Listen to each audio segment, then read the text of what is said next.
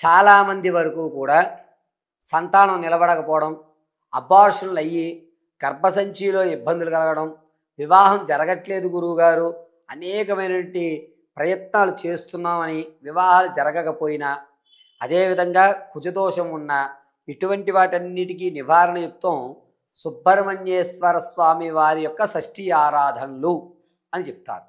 అయితే సుబ్రహ్మణ్య షష్ఠి ఎప్పుడు చేసుకోవాలి? ఈ వచ్చేటువంటి 26వ తారీఖున షష్ఠి ప్రకారం నడుస్తోంది. ఈ సుబ్రహ్మణ్య షష్ఠిని ఎవరైతే ఆరాధిస్తారో వారికి అద్భుతమైనటువంటి ఫలితాలు కలుగుతాయి. జన్మానికో శివరాత్రి అన్నట్టుగా ఈ నవంబర్ 26వ తారీఖున జరిగేటువంటి సుబ్రహ్మణ్య షష్ఠి చేస్తే అద్భుతాలు జరిగిపోతాయా అంటే, అద్భుతం జరగడానికి మార్గాలు అయితే ఖచ్చితంగా కనబడతాయి.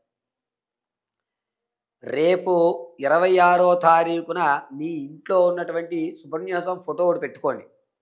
ఎర్రటి మందారాలతో పూలమాల వేయండి స్వామివారికి. తర్వాత తెల్ల నువ్వులు, బెల్లము, తేనె రంగరించి ముద్దల కింద చేయండి. ఇవి నైవేద్యంగా పెట్టండి.